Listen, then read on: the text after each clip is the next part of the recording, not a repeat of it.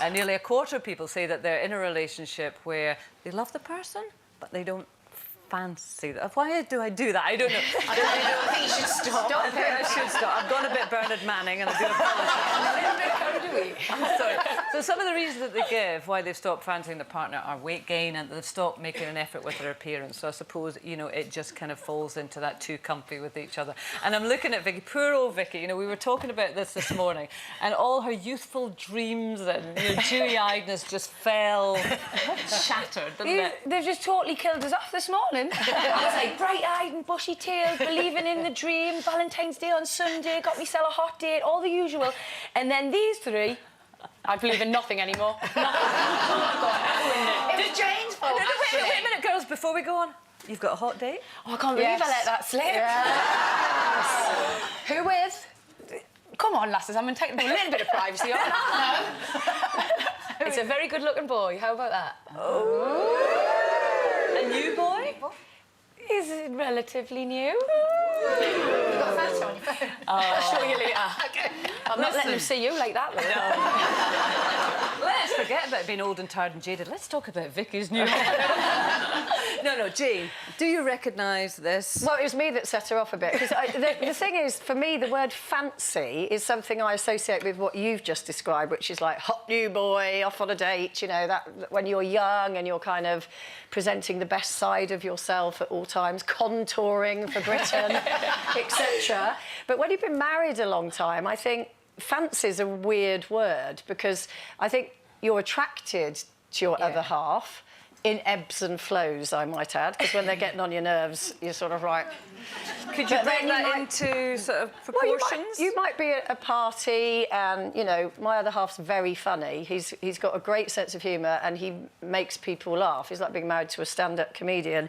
And so at times like that, when I see him making other people laugh, I think, oh, God, that's, you know, he's really attractive and I'm very attracted to him.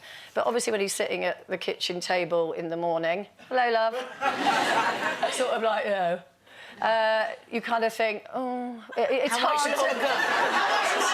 It's hard to get that kind of, you know, hey feeling going. Oh, well, maybe you've got to fake it to make it. And he'd say the same thing, by the way, about me on at the breakfast table with no makeup on. Yeah. No, but I'm serious about the fake it to make it. People will say that, you know, obviously over time. How long have you been together with Gary? Oh, 17, 18 years. You know, that maybe it does get a bit kind of tired like that, and you just have to... Sorry, Vicky, I'm sorry.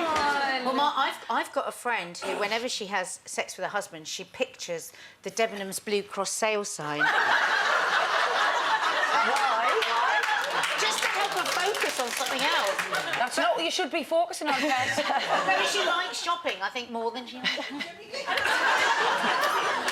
It's a system.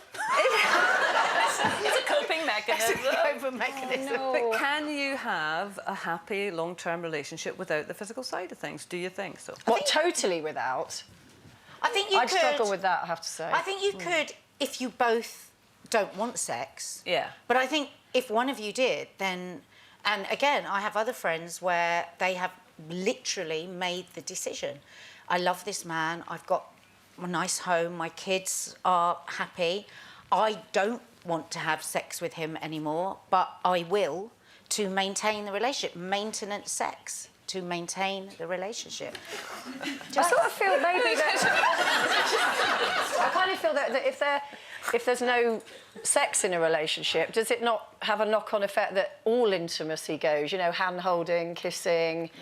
Well, I think sometimes... I think those sides of the relationship, the hand-holding, the kissing, the cuddling, can actually be more intimate and more important than sex sometimes. Yeah. Because sex can sometimes just be about the act, whereas hand-holding, kissing, looking into each other's eyes and all that, that's about the person you're with. That's intimacy. Often when people go to sex counsellors, they tell them know they're an awful not lot about allowed... this, don't you? I've never Maintenance sex. I'm making up as I go along. No, but they will often say, don't have sex. You're not allowed to have sex for 3 months. You had a good line on that, didn't you? What did you say about this? Like if you're told you can't have carbs. Well, exactly, yeah. So you want a loaf of bread. And I think it's the same with sex, so that people get back to that. You know, I mean, when Mark just gives me a little kiss on the back of my neck, I was like, it's really easy to forget that. Yeah. That it's those moments, actually, that are intimate and important, and especially when you've got a busy house and you've got kids and you've got dogs and you've got guinea pigs and the goldfish and you're doing everything else, it's easy to forget to have those little moments. There's another survey today, actually, saying, it says here,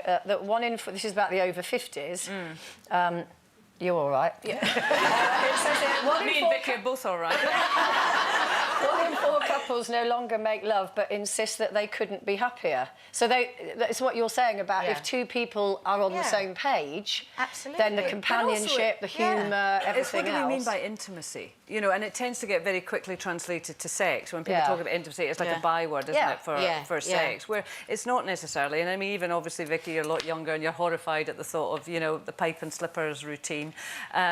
Intimacy, you're not? I'm not horrified by the thought of getting older at all.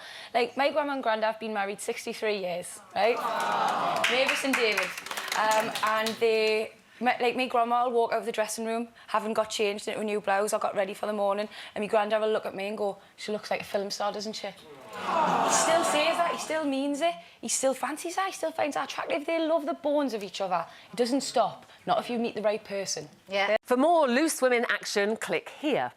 And I'd subscribe if I were you. It's totally free and it means you'll be kept up to date with new videos and exclusive YouTube content. I have to say, she's got a very high sex drive, this woman. Oh, my God! So I don't want men to think, oh, no, she won't have time, she's got these kids. Am I right or wrong, Kerry? Yeah.